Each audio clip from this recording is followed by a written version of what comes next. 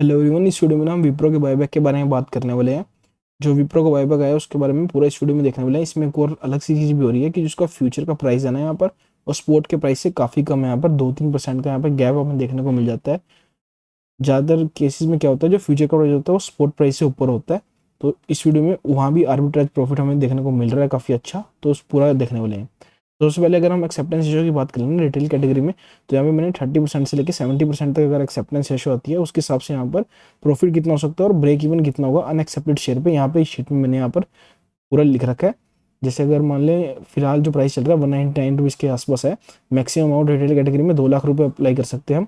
उसके हिसाब से यहाँ पे नंबर ऑफ शेयर्स है जो 1001 के आसपास फिलहाल यहाँ पे बन रहे हैं। रिटेल कैटेगरी में इतने शेयर से ऊपर हुए तो आप रिटेल कैटेगरी में यहाँ पे अप्लाई नहीं कर सकते, इससे नीचे ही शेयर होने चाहिए। तो अगर 50% एक्सेप्टेंस रेशियो माने, जो कि सबसे ज़्यादा चांस 50% आने का ये 50% के आसपास आने का ये एक्सेप्टेंस रेशियो का, तो यहाँ पे 25,000 के आसपास यहाँ पे प्रॉफिट होने वाला है। अगर ब्रेक इवन की बात करें, जो बचे हुए शेयर अनएक्सेप्टेड शेयर है वहाँ पे 150 रुपये के यहाँ पे ब्रेक इवन प्राइस रहने वाला है।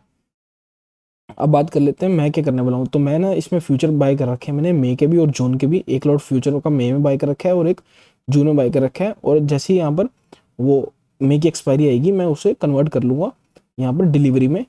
तो उसके कारण और फिर मैं बायबैक के लिए अप्लाई कर दूंगा यहाँ पर सारे अकाउंट से रिटेल कैटेगरी में। 6,000 शेयर दोनों लोट के मिला के बनते हैं, एक लोट में यहाँ पे 3,000 शेयर हैं। तो इसमें ना जो करंट मार्केट प्राइस चल रहा है अभी स्पोर्ट का वो 199 रुपीज़ के आसपास है, और मई के फ्यूचर का प्राइस 196 के आसपास चल रहा है। तो 3-3.5 रुपये का यहाँ पर गैप है।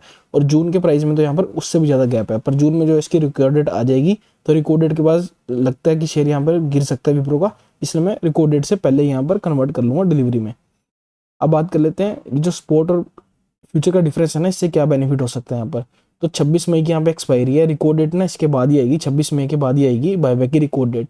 तो यहाँ पे अगर हम बात करें अभी फिलहाल के हिसाब से, अगर स्पोर्ट प्राइस हमें 199.78 है और फ्यूचर का प्राइस 196.09 है, अगर 26 मई को ये स्पोर्ट का प्राइस इतना ही रहता है तो फ्यूचर का प्राइस है ना जो वो भी स्पोर्ट की जितना ही हो जाएगा, क्योंकि एक्सपायरी में जो स्पोर्ट और फ्यूचर का प्राइस होते हैं ना वो दोनों सेम हो जाते हैं। या तो स्पोर्ट ऊपर चला जाएगा या तो फ्यूचर ऊपर चल जाएगा, स्पोर्ट नीचे आ जाएगा, एक चीज़ तो होगी यहाँ पर।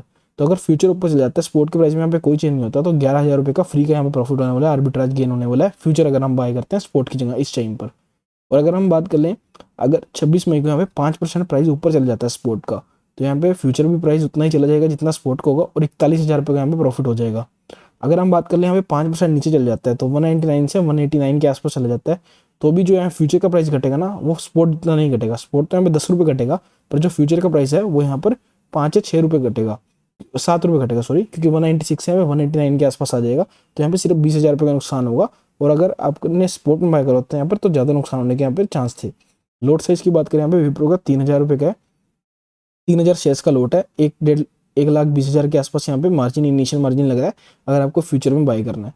तो मैं ऐसे ही करने वाला हूँ, मैंने यहाँ पर मई और जून के फ्यूचर बाय कर रखे हैं, ऐसे ही मैं उन्हें कन्वर्ट कर लूँगा और बायबैक के अप्लाई कर दूंगा। अगर यहाँ पे मुझे प्राइस जो है वो 225 के आसपास मिलता है फ्यूचर का, वैसे तो काफ़ी कम चांसेस हैं, पर अगर मई की एक्सपायरी तक यहाँ पे 225 के आसपास फ्यूचर का प्राइस हो जाता है, 10% ऊपर बढ़ जाता है, तो मैं यहाँ पे सेल कर दूंगा और मैं बायबैक के लिए अप्लाई नहीं करूँगा। क्योंकि अगर 50% यहाँ पे एक्सेप्टेंस रेशो रहता है, मेरी एवरेज प्राइस यहाँ पे 200 के आसपास मैंने बाय कर रखे हैं फ्यूचर, 200 198 के बाद आसपास।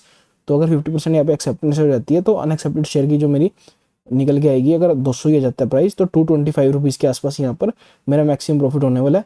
तो इसलिए मैं 225 के पास अगर मुझे फ्यूचर का प्राइस मिलेगा तो यहाँ पे मैं सेल कर दूंगा और बायबैक के लिए अप्लाई नहीं करूँगा। तो अगर आपको वीडियो अच्छी लगी हो तो वीडियो को लाइक कर देना और चैनल को सब्सक्राइब कर देना।